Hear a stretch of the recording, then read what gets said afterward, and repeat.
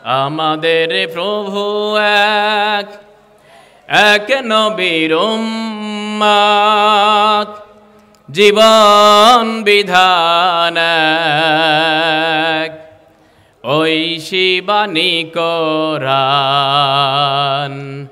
আমাদের প্রভু এক, এক নবীর উম্মত, জীবন বিধান এক, ঐশী বাণী কোরআন।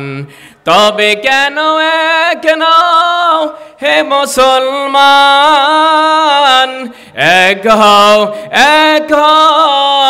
করিয়া আহ্বান। তবে কেন এক নও হে মুসলমান, এক হও করিয়া আহ্বান। আমাদের প্রভু এক, এক নবীর উম্মত, জীবন বিধান এক, ঐশী বাণী কোরআন। আমাদের প্রভু এক, এক নবীর উম্মত, জীবন বিধান এক, ঐশী বাণী কোরআন। লা ইলাহা। আজকের এই ময়দানে এমন কিছু কথা আমার মুখ থেকে বের করার তৌফিক দিক আল্লাহ তাআলা, যে কথাগুলো এলাকাবাসীর জন্য নাজাতের ওসিলা হয়, নিজের ভাগ্যের পরিবর্তন করা সম্ভব হয়। আমরা সকলে বলি আমিন। সম্মানিত ভাইয়েরা, আমি তেলাওয়াত করেছি সূরার নাম সূরাতুন নিসা। কোরআনুল কারীমের 114টি সূরার এক একটা সূরার এক একটা নামকরণ আছে, কিন্তু কোরআনুল কারীমে সূরাতুর রিজাল পাবেন না, অর্থাৎ পুরুষের নামে কোনো সূরা নাই। আছে সূরাতুন নিসা, মহিলাদের নামে আল্লাহ তাআলা সূরা নাজিল করে দিয়েছেন। বলুন সুবহানাল্লাহ। যদিও বা আমাদের দেশে বিগত দিনে আমরা দেখেছি নারী অধিকার নিয়ে যারা আন্দোলন করেছিল, সেই আন্দোলনকারীদের চেহারার দিকে তাকালে নারীও মনে হয় না, পুরুষও মনে হয় না। অর্থাৎ নারীও নয়, পুরুষও নয়, তাদেরকে কি বলা হয়? একটু আওয়াজকে বলে না, কি বলা হয়? অর্থাৎ তারা এমন সুরতে আন্দোলনে আসে, মিডিয়ার সম্মুখে আসে, যাদেরকে নারী এবং পুরুষ কোনোটাই মনে হয় না। তারা নারীদের সমান অধিকারের আন্দোলন করতে এসেছিল, আসে, আগামীতেও আসতে পারে। আজকের এই ময়দান থেকে বলে দিতে চাই, যে বা যারা নারী অধিকারের আন্দোলন করতে চায়, এই কোরআন নারীদের যত অধিকার দিয়েছে, তোমরা যা গানা বাজনা করো, কোরআন বহু আগেই তার চেয়েও অধিক অধিকার আদায় করে নিশ্চিত করেছেন। আওয়াজ তুলে বলেন, ঠিক বলছেন না বেঠে? এই কোরআন আল্লাহ রাব্বুল আলামিন নাজিল করেছেন যেই মক্কায়, যেই সময়ের অবস্থানটা এমন ছিল, চুরি, ডাকাতি, মদ, জুয়া, নারী ধর্ষণ, লুটপাট করা জীবিকা নির্বাহের প্রধান মাধ্যম ছিল। যারা জানেন কথা বলেন, ঠিক বলছেন না বেঠে? ওই সভ্যতাকে যেমনিভাবে আমাদের এই বিগত জুলাই আগস্টে যে আন্দোলন উদ্দেশ্য ছিল বৈষম্যহীন একটি সমাজ উপহার দেওয়া, সমাজে বৈষম্য থাকবে না, এই আন্দোলন, এই ভাষা, এই বাণী আল্লাহ কোরআনুল কারীমে ১৫০০ বছর আগে বলে দিয়েছেন। সমাজে যদি কোরআন দ্বারা শাসিত হয়, সমাজে ধনী গরিব, উঁচু নিচু এরকমের কোনো বৈষম্য থাকবে। অর্থাৎ বৈষম্যহীন সমাজ উপহার দিতে গেলে এই কোরআনের কোনো বিকল্প। সম্মানিত ভাইরা, আমি তেলাওয়াত করেছি সূরাতুন নিসার একটি আয়াত। এই সূরার মোট আয়াত সংখ্যা ১৭৬টি, রুকুর সংখ্যা হলো ২৪টি। তেলাওয়াত করেছি ৮৫ নম্বর আয়াত। আমি যেখানেই কথা বলি, কথা বলতে গেলে আমার যারা পুরোনো শ্রোতা তারা জানেন আমি বিষয় নির্ধারণ করে কথা বলার চেষ্টা রাখি। আজকেও আমি একটি বিষয় নির্ধারণ করে রাখতে চাই, আলোচনা শুরু করতে চাই। কারণ বিষয় ভিত্তিক আলোচনা না হলে ওয়াজ তো ইউটিউবেও শোনা যায়, ঘরে বসেও শোনা যায়, শুনতে পারবেন, শুনতে চাইলে পারবেন, কিন্তু কতজন ওয়াজ শুনে মুখস্থ রাখে? কমপক্ষে বিষয় নির্ধারণ করে কথা বললে কিছুটা হলেও বলা যাবে, যা হুজুর গতকালকে এই বিষয় আলোচনা হয়েছে, বিস্তারিত না বললেও কমপক্ষে বিষয় মনে থাকবার কথা। আওয়াজ তুলে বলেন ঠিক বলেছেন না বেঠিক? এখানে আপনারা যারা আছেন, যদি আমি এখানে ইন্টারভিউ নেই, যদি বলি যে ভাই এখানে কে আছেন বলেন তো, যে আমি সমাজে ভালো মানুষ হতে চাই না, আমার মনে হয় ইন্টারভিউ নিলে কাউকে খুঁজে পাওয়া যাবে। যদি আবার জিজ্ঞেস করা হয় যে ভাইজান এখানে কে এমন আছে যে নেতা হতে চায় না, এমন লোকও খুঁজে পাওয়া যাবে খুবই কম। কথা বলেন ঠিক বলছেন না বেঠিক? এই কোরআন তিবিয়ানান লিকুল্লি শাইইন, আপনার আমার জীবনের এমন কোনো আলোচনা নাই, এমন কোনো পর্যালোচনা নাই যা এই কোরআনুল কারিমে বিশ্বনবীর মাধ্যমে আলোচনা করেন নাই। চিৎকার দিবেন আল্লাহু আকবার। সম্মানিত ভাইরা, আমার আপনার নবী যিনি এমন একজন ব্যক্তিত্ব, আপনি তাকে কোন দিক থেকে মডেল মনে করতে চান আপনি সেদিকে পাবেন। যেমন আজকে গোটা বাংলাদেশে শিক্ষকদের আন্দোলন চলছে, রাসূল নিজেই বলেছেন আমি প্রেরিত হয়েছি বইস্তু মুআল্লিমান, আমি শিক্ষক হিসেবে প্রেরিত হয়েছি। অর্থাৎ আমরা যারা শিক্ষক, যদি আমরা একজন শ্রেষ্ঠ শিক্ষক হতে চাই, রাসূল সাল্লাল্লাহু আলাইহি সাল্লামের আদর্শ গ্রহণ করতে পারলেই আমরা একজন শ্রেষ্ঠ শিক্ষকে পরিণত হব। কথা বলেন ঠিক বলছেন না বেটে? যদি আপনি একজন স্বামী হিসেবে রাসূলকে ফলো করেন তাহলে আপনি একজন শ্রেষ্ঠ স্বামী হবেন। যদি আপনি একজন নানা হিসেবে রাসূলের চরিত্র গ্রহণ করতে চান তাহলে আপনি একজন শ্রেষ্ঠ নানায় পরিগণিত হবেন। যদি আপনি একজন যুবক হিসেবে রাসূলের চরিত্র ফলো করতে চান তাহলে আপনি একজন শ্রেষ্ঠ যুবকে পরিণত হবেন। যদি আপনি রাসূলকে নেতা হিসেবে মানতে চান, অর্থাৎ আপনি নেতা হতে চান, আপনাকে নেতা হতে গেলে পৃথিবীতে যে নেতার পিছনে ঘোরেন না কেন লাভ নাই।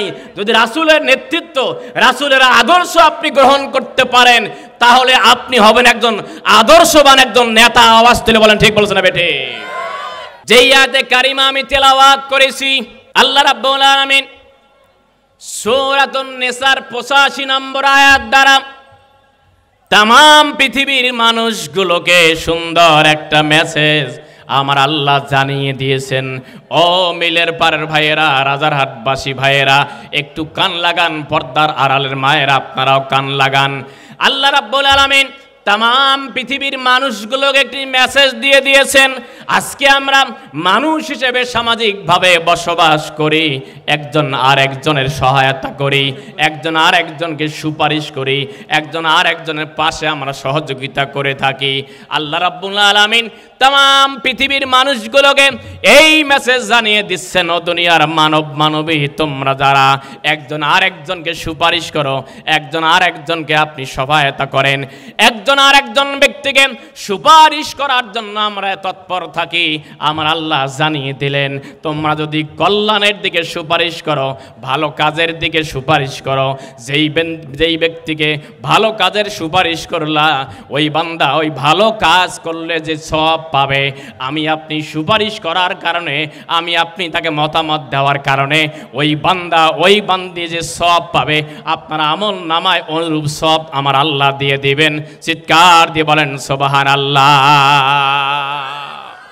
অর্থাৎ আপনার আমার সুপারিশ, আপনার আমার সহায়তার মাধ্যমে যেই ব্যক্তি কাজ করবে, যদি ভালো কাজ হয় তাহলে আমার আপনার আমল নামায় ভালো কাজের সওয়াব দিবে কে? একটু আওয়াজ তুলে বলতে হবে কে? সম্মানিত ভাইয়েরা, আল্লাহ রাব্বুল আলামিন আরেক জায়গায় বলেন, ইয়াউমা নাদউ কুল্লা উনাসিম বিইমামিহিম ফামান উতিয়া কিতাবাহু বিয়ামিনিহি ফাউলাইকা ইয়াকরাউনা কিতাবাহুম ওয়ালা ইয়াজলামুনা ফাতিলা। আল্লাহু আকবার।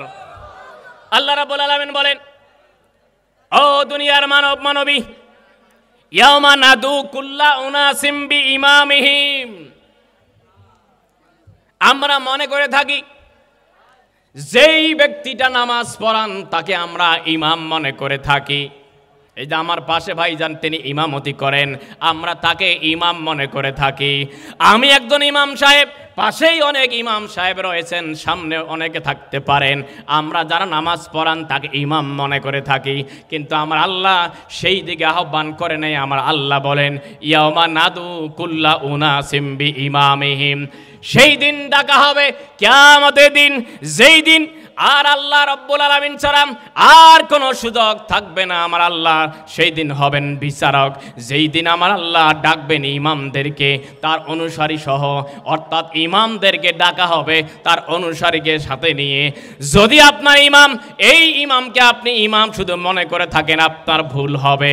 আমার আল্লাহ সেই দিন ইমামদেরকে ডাকবেন, মানে আপনার বাড়ির একজন নেতা, বাড়ির একজন প্রধান, ওই বাড়ির ইমাম তিনি হলেন ওই ব্যক্তিটি, যেই ব্যক্তির বাড়ির প্রধান সেই ব্যক্তি বাড়ির ইমাম।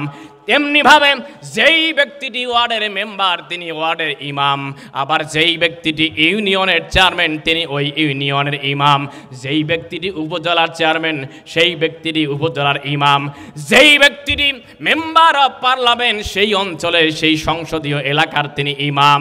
আমার আল্লাহর বক্তব্য এটাই বুঝাতে চাচ্ছেন, আমি আপনি যেই ইমামের পিছনে ঘুরি না কেন, যেই নেতার পিছনে, যেই লিডারের পিছনে ঘুরি না কেন, আপনাকে আমাকে সিদ্ধান্ত নিতে হবে। আমার ইমাম, আমার নেতা, আমি যার পিছনে ঘুরছি তিনি কোন আদর্শ গ্রহণ করে। যদি আপনার দৃষ্টিতে আপনার বিবেক বলে যে আমার ইমাম তিনি জান্নাতে যাবেন, আমার ইমাম জান্নাতে যাওয়ার সৌজন্য, জান্নাতে যাওয়ার গুণাবলী তার মাঝে আছে, যদি আপনি এমন মনে করেন তাহলে নিঃসন্দেহে আপনি তার পিছনে ঘুরতে পারেন। কিন্তু যদি আপনি আপনার বিবেচনায় এমন একজন ইমামের পিছনে, এমন একজন লিডারের পিছনে আপনি ঘুরছেন, যেই ইমাম হালাল হারাম তমিজ করে না, যেই ইমাম নামাজের ধার ধারে না, যেই ইমাম টেন্ডারবাজি করে, সাদাবাজি করে, জবরদখল করে, অন্যের জমির আইল ঠেলে, বা হালাল হারাম তমিজ ছাড়া জীবন পরিচালনা করে, নিঃসন্দেহে এইরকম ইমামের পিছনে যদি আপনি ঘোরেন আর ওই ইমাম যদি জাহান্নামে যায়, আপনাকেও সাথে সাথে জাহান্নামে টেনে হেঁচড়ে নিয়ে যাবে। চিৎকার দিয়ে বলেন নাউজুবিল্লাহ। প্রিয় ভাইরা আমার, আজকে দুঃখের সহিত বলতে হয়, ইমাম, একজন মসজিদের ইমাম যখন নিয়োগ দেওয়া হয়, মসজিদের ইমাম নিয়োগ দেওয়ার আগে ইমাম সাহেবের খবর নেয়, আগে মৌখিক ইন্টারভিউ নেয়, তারপরে ইন্টেলিজেন্ট ব্রাঞ্চ দিয়ে মনে হয় গোপনে গোপনে তথ্য নেয় যে ইমাম সাহেবের বহু কয়টা, এটা আগে শুনতে হবে। আবার ইমাম সাহেবের সাথে বাবা মার সম্পর্ক ভালো আছে না নাই সেটা দেখতে হবে। তারপরে ইমাম সাহেবের স্ত্রী পর্দা করে কিনা সেটাও জানতে হবে। ইমাম সাহেবের মেয়ে, যুবতী একটা মেয়ে ক্লাস 9-10-এ পড়ে, শুনেছি তার মেয়ের পর্দা আছে কিনা এটা খোঁজে, এটা আলহামদুলিল্লাহ বলতে হবে। কথা বলে ঠিক কিনা? তাহলে আমার এখানে দুঃখের জায়গা একটা জায়গায় আপনি ইমাম সাহেবের পিছনে সাপ্তাহিক নামাজি খুঁজে পাওয়া যায়, তারপরে ওয়াক্তি নামাজি মুসল্লি খুঁজে পাওয়া যায়, যারা সপ্তাহে ইমামের পিছনে নামাজ পড়তে যায় জুমার নামাজে। আচ্ছা বলেন তো, একজন জুমার ইমাম সপ্তাহে একদিন মসজিদে আসে, আপনি সেই ইমামকে এত কিছু খোঁজ করলেন, কিন্তু আপনি যেই ইমামকে 5 বছরের জন্য মতামত দিয়ে, সমর্থন দিয়ে আপনি মেম্বার বানাবেন, চেয়ারম্যান বানাবেন, আপনি এমপি মন্ত্রী বানাবেন, আপনি এই ইমামকে খোঁজেন না, আর আপনি ইমাম খোঁজেন যিনি নামাজ পড়ান। আওয়াজ তুলে বলেন ঠিক বলছেন না বেটে? আপনি ইমাম সাহেবকে কেন খোঁজেন? যে তার স্ত্রী পর্দা করে কিনা। ইমাম সাহেবকে কেন খোঁজেন? যে তার সঙ্গে সুদের লেনদেন আছে কিনা। আপনি ইমাম সাহেবকে কেন খোঁজেন? তার সঙ্গে তার বাবা মার সম্পর্ক ভালো আছে কিনা। আপনি ইমাম সাহেবের খোঁজ নেন প্রতিবেশীর কাছে যে তার সাথে প্রতিবেশীর সম্পর্ক কেমন। এ কথার অর্থ হলো আপনি নিঃসন্দেহে একজন মসজিদের ইমামকে ভালো বলেই, ভালো চিন্তা করেই, খেয়াল করে, ভালো যাচাই বাছাই করে আপনি ইমাম নির্বাচন করেন। আপনি ইমামতির দায়িত্ব দেওয়ার ব্যাপারে আপনারা সিদ্ধান্ত নেন। আপনার এই জায়গা থেকে এই সিদ্ধান্ত নেওয়া উচিত, আগামী দিনে এরকম সুযোগ আসবে, আপনাকে ওই রকমের ইমাম সিদ্ধান্ত নিতে হবে। ইমামকে বাছাই করতে হবে যেই ইমামের চরিত্র আর আপনার মসজিদের ইমামের চরিত্র যেন একই রকমের হয়, এই চিন্তা করতে হবে। কথা বলেন ঠিক বলছে না বেটে? তা না হলে সারা রাত মাছ মারলাম, তিস্তা নদীতে গিয়ে মাছ মারতেছেন আর আপনি ব্যাগে রাখতেছেন। ব্যাগের একটা রাস্তায় ছিদ্র ছিল, এই ছিদ্রতে আপনার গতা মাছ, তারপরে টাকি মাছ যদি আপনি দোয়া কালাম পরে থুয়ে দেন, লা ইলাহা ইল্লা আনতা সুবহানাকা ইন্নী কুনতু মিনাজ জালিমিন, বাবা এই দোয়া করলে কি মাছ আপনার ব্যাগে থাকবে? একটু আওয়াজ দিলে বলেন থাকবে? থাকবে না। এ কথা বললাম এ কারণেই, যেমনি ভাবে মাছ আপনার ব্যাগে থাকবে না, দোয়া কালামে কোনো কাজ হবে না। আপনার বাছাই করতে গিয়ে যদি এই রকমের নেতা বাছাই করেন, তাহলে ওই নেতা আসলে 5 বছরে এমনও নেতা খুঁজে পেয়েছিলাম আমরা বিগত দিনে, 850 বাড়ি এমন মন্ত্রীও খুঁজে পাওয়া গিয়েছে। একটু আসতে বলেন ভাই, ঠিক না বেঠে? ভাইরা আমার, এই জন্য আল্লাহ রাব্বুল আলামিন বলেন, ইয়াউমা নাদু কুল্লা উনাসিম বিইমামিহিম। আমার আল্লাহ ডাকছেন ও দুনিয়ার মানব মানবী, সেই দিন তোমাদেরকে ডাকা হবে বা আহ্বান করা হবে। নাদু কুল্লা উনাসিম বিইমামিহিম, প্রতিটা মানুষকে আল্লাহ নাম ধরে ডাকবেন, ডাকবেন তার নেতার সাথে ডাকবেন। অর্থাৎ আপনার নেতা যদি জান্নাতে যায়, আপনাকেও জান্নাতে যাওয়ার জন্য নেতায় টেনে নিয়ে যাবে। আপনার নেতা যদি জাহান্নামী হয়ে যায়, তাহলে আপনাকেও সেই তার সঙ্গে যেতে হবে। কেন যেতে হবে? আপনাকে উদাহরণ দিলে আপনি বুঝে নেবেন। মনে করেন আপনার একজন সন্তান, আপনার সন্তান মিলের বাজারে অথবা রাজারহাটে গিয়ে কোনো একটা জায়গায়, যেই সন্তানটা আপনার ঘরের সন্তান, এই সন্তান যুবক সন্তানটা একটা অকারেন্স করে বসেছে, একটা মেয়েকে নিয়ে পালিয়ে গিয়েছে, কিংবা একটা সন্তান নেশা করে মাদকাসক্ত সন্তানটি রাস্তায় পড়ে আছে। আপনার ওই সন্তানের খোঁজ নেবে কিভাবে? আপনার সন্তানটা আপনার নামের সঙ্গে যুক্ত করা হবে, বলা হবে ওই লোকটার, অমুক লোকটার সন্তান হলো এই আব্দুল করিমের সন্তান আব্দুস সাত্তার। এ কথা বললাম এ কারণেই, আপনার অপকর্ম আপনাকে বোঝা বহন করতে হবে, কেউ কারো বহন করতে হবে না, কেউ কার বোঝা বহন করবে না। এই জন্য আপনাকে সিদ্ধান্ত নিতে হবে। আপনাকে আগামী দিনের জন্য ভালো মানুষ বাছাই করার দায়িত্ব আমার আল্লাহ আপনাকে দিয়েছেন, আপনার বিবেক দিয়েছেন, আপনাকে মেধা দেওয়া হয়েছে, বুদ্ধি দেওয়া হয়েছে আমার আল্লাহ। এই জন্য তাম পৃথিবীর মানুষগুলোকে ডাক দিলেন, মাইয়াশফা সাফা আতান হাসানাতান, যেই বান্দা যেই বান্দিরা কল্যাণের দিকে সুপারিশ করবে। আপনার মতামত যদি কল্যাণের দিকে হয়, ভালো ব্যক্তির ব্যাপারে হয়, ভালো কাজের জন্য হয়, আমার আল্লাহ বলেন ইয়াকুল্লাহু নাসিবুম মিনহা, ওই ব্যক্তিটি ভালো কাজ করলে যে সওয়াব পাবে তার একটা অংশ আপনার আমল নামায় দেওয়া হবে। চিৎকার দিয়ে বলেন সুবহানাল্লাহ। ভাইরা আমার, তারপর আমার আল্লাহ বলছেন ওয়া মাইয়াশফা শাফাআতান সাইয়্যাতান, যেই বান্দা যেই বান্দিগুলো অকল্যাণ কাজে মন্দ লোককে সুপারিশ করবে, মন্দ লোককে সমর্থন করবে, এই বান্দা মন্দ কাজ যতদিন করবে, ইয়াকুল্লাহু কিফলুম মিনহা, আমার আল্লাহ বলেন এই মন্দ কাজ করার কারণে মন্দ কাজের যেই গুনাহ হবে তার আমল নামায় তার একটা অংশ, যিনি সুপারিশ করলেন, যিনি শাফায়াত করলেন, যিনি সহযোগিতা করলেন, মতামত দিলেন, এই বান্দার আমল নামায় দেওয়া হবে। চিৎকার দিয়ে বলেন নাউজুবিল্লাহ। ভাইরা আমার, এই জন্য আসুন আমরা ভালো মানুষ খুঁজে নেব। ভালো মানুষ খোঁজার জন্য আমার আল্লাহ তাম পৃথিবীর মানুষগুলোকে আমার আল্লাহ একটি মেসেজ জানিয়ে দিয়েছেন। আমি আপনি ভালো হতে চাই, একটা পরিবার যদি ভালো করতে চান, একটা সমাজ যদি ভালো করতে চান, যেমনিভাবে আপনি ইমাম বাছাই করতে গিয়ে বিভিন্ন গুণ যাচাই বাছাই করে আপনি নির্দিষ্ট করে নেন, পছন্দ করে নেন।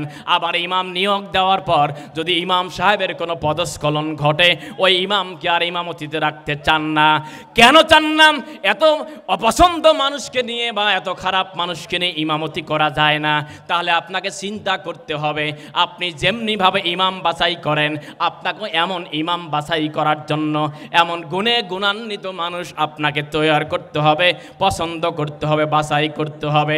ইমাম বাছাই করার ক্ষেত্রে আপনি সর্বপ্রথম যেটা দেখেছেন, একজন মসজিদের ইমামকে বাছাই করতে গিয়ে 1 নম্বর গুণ আমরা দেখেছি, তার ভিতরে কতটুকু পরহেজগারিতা আছে, তার ভিতরে কতটুকু আল্লাহওয়ালার নিদর্শন পাওয়া যায়, এমন চিন্তা করে ইমামকে আমরা ফার্স্ট টার্গেট করি। চিৎকার দিয়ে বলেন ঠিক কিনা? অর্থাৎ ইমাম সাহেব মনে করেন ইমাম সাহেব নামাজ খুব ভালো পড়ান, তেলাওয়াত সুন্দর, নামাজে কিন্তু সমস্যা তার নাই, কিন্তু ইমাম সাহেব অবৈধ ঘুষ খায়, ইমামতি থাকবে ভাই? কথা বলেন থাকবে? যে ব্যক্তি ঘুষ খায় তার ভিতরে কি আল্লাহর ভয় আছে? একটু আসতে বলেন আছে? যে ব্যক্তি চাঁদাবাজি করে তার ভিতরে আল্লাহর ভয় আছে? যে ব্যক্তি অন্যের জমির আইল ঠেলে তার ভিতরে কি আল্লাহর ভয় আছে? যেই মহিলারা বেপরদায় চলে তার ভিতরে কি আল্লাহর ভয় আছে? তাহলে আল্লাহর ভয় যার ভিতরে আছে তাকেই বলা হয় আল্লাহওয়ালা। কথা বলেন ঠিক বলছেন বেঠি? আল্লাহওয়ালা হওয়ার জন্য বিশাল জুব্বা গায়ে দিতে হবে এমনটা নয়। আমার আল্লাহ বলে ইন্না আকরামাকুম ইনদাল্লাহি আত্তাকুম। আমার আল্লাহর বক্তব্য হলো আমার কাছে ওই বান্দা বেশি দামি যেই বান্দা আমি আল্লাহকে অধিক হারে ভয় করে। চিৎকার দিবেন আল্লাহু আকবার। অর্থাৎ আল্লাহর ঘোষণা হলো যে বা যারা আমি আল্লাহকে বেশি ভয় করবে সেই বান্দা আল্লাহকে তত দামি। অর্থাৎ আল্লাহর ভয় যদি আপনার একজন ঠেলাগাড়ি চালকের ভিতরে থাকে সেই বান্দা আল্লাহর কাছে দামি। একজন রিক্সা চালক হয় সেই বান্দা আল্লাহর দরবারে বেশি দামি। একজন দোকানদার, একজন ব্যবসায়ী, একজন মাস্টার, একজন ডাক্তার, একজন রাজনীতিবিদ, সে যেই হোক না কেন, যেই বান্দার অন্তরে আল্লাহর ভয় যত বেশি থাকবে ওই বান্দা আল্লাহর দরবারে তত বেশি দামি। চিৎকার দিবেন আল্লাহু আকবার। ভাইয়ের আমার আপনার অন্তরে আল্লাহর ভয় যদি বদ্ধমূল থাকে তাহলে আমার আপনার লাভ কি হবে? আমার আল্লাহ বলেন ওয়ামাইয়াত্তাকিল্লাহা ইয়াজআল লাহু মাখরাজান ওয়া ইয়ারযুকুহু মিন হাইসু লা ইয়াহতাসিবু ওয়া মান ইয়াতাওয়াক্কাল ওয়ামান ইয়াতাওয়াক্কাল আলাল্লাহ। আল্লাহু আকবার কন। আল্লাহ বলেন যেই বান্দার অন্তরে আল্লাহর ভয় থাকবে, ওয়ামান ইয়াত্তাকিল্লাহ, যে বান্দারা, এখানে আল্লাহ রাব্বুল আলামিন নির্দিষ্ট করে বলেন নাই যে বা যারা আমি আল্লাহকে ভয় করবে। আল্লাহ বলেন আমি আল্লাহকে যারা ভয় করবে আমি রব্বুল আলামিন তাদেরকে রিজিক দেব বেহিসাব। হিসাব ছাড়া আল্লাহ রিজিক দিবেন। চিৎকার দিয়ে বলেন সুবহানাল্লাহ। রিজিক দেওয়ার মালিক কে? একটু আওয়াজ করে বলতে হবে কে? প্রিয় ভাইয়ের আমার, তাহলে আমাকে আপনাকে পরহেজগারিতার গুণ অর্জন করতে হবে। যদি আমরা এই এলাকার মানুষেরা পরহেজগারিতার গুণ অর্জন করতে পারি, আল্লাহ রাব্বুল আলামিন আর এক জায়গায় বলেন এভাবে ওয়ালাউ আন্না আহলাল কুরা আমানু ওয়াত্তাকাউ লাফাতাহনা আলাইহিম বারাকাতিম মিনাস সামাই ওয়াল আরদ। আল্লাহু আকবার। আল্লাহ বলেন আজকে আমরা নিজেরা নিজেদের উন্নয়ন দেখতে চাই, পরিবারের উন্নয়ন দেখতে চাই, সমাজের উন্নয়ন আমরা দেখতে চাই। আল্লাহ বলেন যেই পরিবারের মানুষেরা, যেই সমাজের মানুষেরা বা যেই দেশের মানুষেরা দুইটা গুণ অর্জন করতে পারবে, একটা হলো ঈমানওয়ালা আর একটা হলো আল্লাহওয়ালা, এই দুইটা গুণ যাদের থাকবে আল্লাহ রাব্বুল আলামিন বলেন আমি ওই সমাজের উন্নয়নের দরজা আল্লাহ উন্মুক্ত করে দিবেন। চিৎকার দিয়ে বলেন সুবহানাল্লাহ। আর জোরে বলেন সুবহানাল্লাহ। অর্থাৎ যদি আমরা ঈমানওয়ালা হতে পারি আর আল্লাহওয়ালা হতে পারি তাহলে আমার আপনার সমাজের বা আমার পরিবারের আমার উন্নয়ন করে দিবে কে? আর জোরে বলতে হবে কে? উন্নয়ন দেওয়ার মালিক কে? জোরে বলেন কে? ভাইয়ের আমার, সমাজের নেতৃত্ব স্থানে যদি আমি আপনি যেতে চাই তাহলে এক নম্বর গুণ অর্জন করতে হবে পরহেজগারিতার গুণ, আল্লাহওয়ালার গুণ। এমন একজন ব্যক্তির দৃষ্টান্ত দিতে চাই যেই ব্যক্তির নাম হলো অর্ধজাহানের যিনি প্রেসিডেন্ট ওমর ইবনুল খাত্তাব রাদিয়াল্লাহু তাআলা আনহু। অর্ধজাহানের প্রেসিডেন্ট ওমর ইবনুল খাত্তাব রাদিয়াল্লাহু তাআলা আনহুর কেমন অন্তরে আল্লাহর ভয় ছিল। ওমর ইবনুল খাত্তাব রাদিয়াল্লাহু তাআলা আনহু জুমার খুতবা দেবেন, যেমনি ভাবে আমরা আগামী কালকে জুমার খুতবা দেব, অনেক মুসল্লি কেরাম সেখানে উপস্থিত থাকবেন। এমন একটা পরিবেশে ওমর ইবনুল খাত্তাব রাদিয়াল্লাহু তাআলা আনহু তিনি খুতবা দিতে দাঁড়াবেন, এমন সময় সাধারণ একজন মুসল্লি দাঁড়িয়ে বক্তব্য দিতে লাগলেন। বক্তব্য থামিয়ে দিলেন আমিরুল মুমিনিন, ইয়া খলিফাতুল মুসলিমিন, আমিরুল মুমিনিন, আপনি বক্তব্য দিবেন, বক্তব্য দেওয়ার আগে আপনি আমাকে একটা প্রশ্নের জবাব দিয়ে দিবেন। ওমর ইবনুল খাত্তাব রাদিয়াল্লাহু তাআলা আনহু তিনি দাঁড়িয়ে গেলেন, থমকে গেলেন, কি প্রশ্ন করবেন। ওমর ইবনুল খাত্তাব যখন অনুমতি দিলেন, ওই ব্যক্তিটি প্রশ্ন করতে চান, ইয়া আমিরুল মুমিনিন, এই তো কয়েকদিন আগে বাইতুল মাল থেকে আমরা কিছু হাদিয়া পেয়েছিলাম, বাইতুল মাল থেকে আমাদেরকে আপনি হাদিয়া হিসাবে এক টুকরা করে কাপড় দিয়েছিলেন। ইয়া আমিরুল মুমিনিন, এক টুকরা কাপড় দিয়ে আমাদের কারো জুব্বা হলো না, কিন্তু অবাক হয়ে গেলাম, এই এক টুকরা কাপড় আপনিও নিজে পেয়েছিলেন, কিন্তু আমাদের এক টুকরা কাপড়ে জুব্বা হয় না, আপনার এক টুকরা কাপড়ে জুব্বা হয় কেমনে? নিঃসন্দেহে নয় ছয় করার কোনো কারণ আছে কিনা? ওমর ইবনুল খাত্তাব রাদিয়াল্লাহু তাআলা আনহুর দরবারে একজন সাধারণ মুসল্লি, একজন সমাজের মানুষ, একজন সাধারণ জনগণ ওমরকে প্রশ্নবিদ্ধ করলেন। চিৎকার দিয়ে বলেন সুবহানাল্লাহ। একজন সাধারণ মানুষ, অর্ধজাহানের প্রেসিডেন্ট, আমাদের বাংলাদেশের মতো 128টি দেশের যিনি প্রেসিডেন্ট, এইরকম সীমানার প্রেসিডেন্ট উমরকে থমকে দিলেন, দাঁড়িয়ে দিলেন। আর আমার দেশের একজন পাতি নেতা, সাধারণ পাতি নেতাকে যদি বলেন যে ভাই আপনি এই কাজটা করলেন কেমনে, এত বড় অন্যায় আপনি করতে পারেন, খালি বলা দেরি, আপনাকে অপদস্থ অপমানিত করা দেরি হবে না। কথা বলেন ঠিক কিনা? তাদের মাঝে আর উমর রাদিয়াল্লাহু তাআলার মাঝে পার্থক্য হলো, এদের ভিতরে আল্লাহর ভয় নাই, আর উমরের ভিতরে ভয় আছে কার?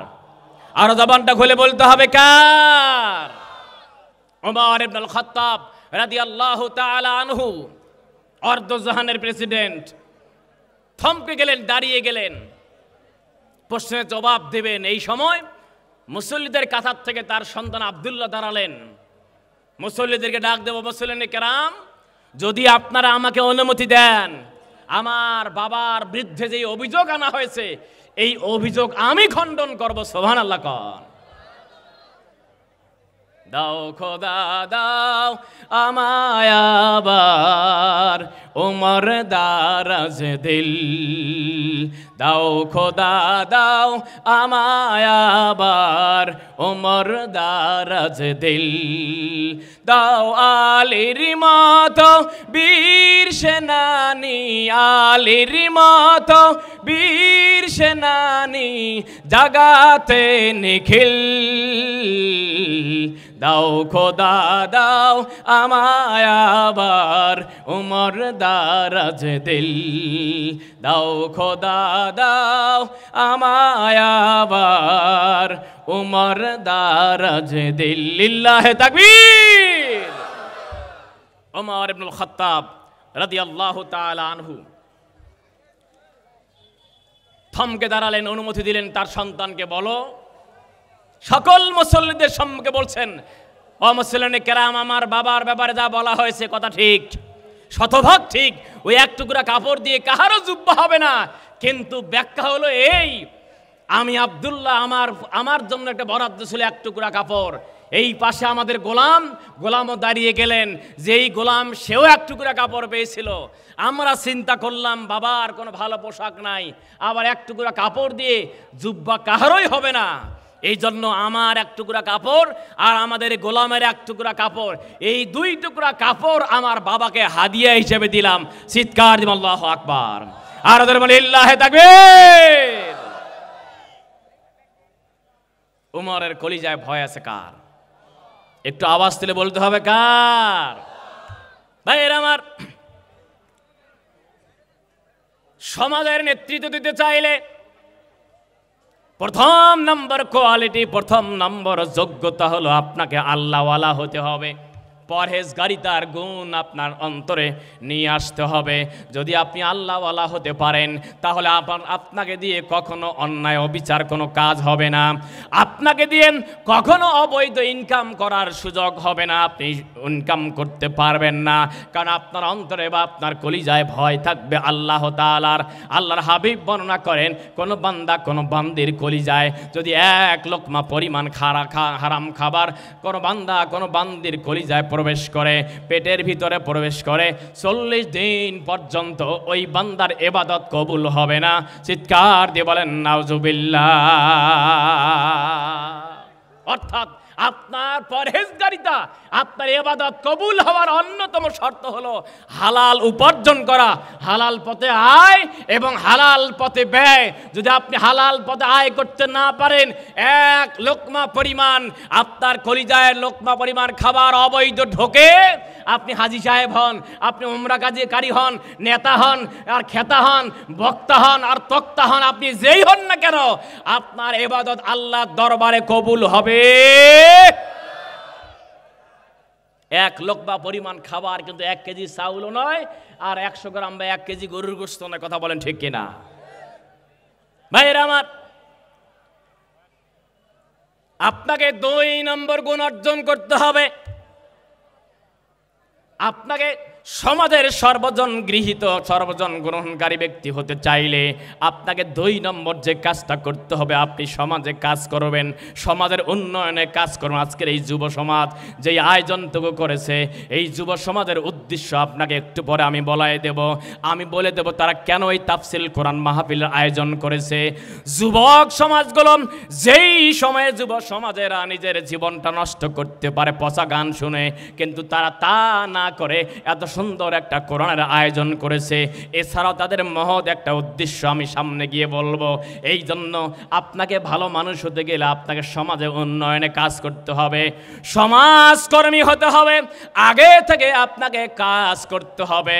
একটা দৃষ্টান্ত দিয়ে যায়, আমার আপনার নবী জান্নাতের চাবিওয়ালা নবী সর্বপ্রথম যখন গারে হেরায় ওহী নাজিল হলো, 5টা আয়াত নাজিল হওয়ার পর আল্লাহর নবী আর দেরি করলেন না, সেখান থেকে মা খাদিজা রাদিয়াল্লাহু তাআলা আনহার গৃহে প্রবেশ করবেন। আল্লাহর নবী খাদিজা রাদিয়াল্লাহু তাআলা আনহার গৃহে প্রবেশ করার পর তিনি শঙ্কিত হয়ে গিয়েছিলেন। তিনি কসম করে বলেছিলেন, তিনি খাদিজা রাদিয়াল্লাহু তাআলা আনহাকে ডাক দিয়ে বলেন, ও খাদিজা, লাকাত খাশিতু আলা নাফসি, আমি আমার জীবনের ভয় পাচ্ছি, আমি কেন যেন ভীত সন্ত্রস্ত শঙ্কিত হয়ে গিয়েছি। আল্লাহর নবীকে খাদিজাতুল কুবরা রাদিয়াল্লাহু তাআলা আনহু ডাক দিয়ে বলল, গো নবীজি, আপনার ভয়ের কোনো কারণ নাই, আপনার কোনো ক্ষতি হতে পারে না, কারণ ওয়াল্লাহি তিনি কসম করে বলেছেন, শপথ করে বলেছেন, আল্লাহ আপনাকে ক্ষতিগ্রস্ত করতে পারেন না।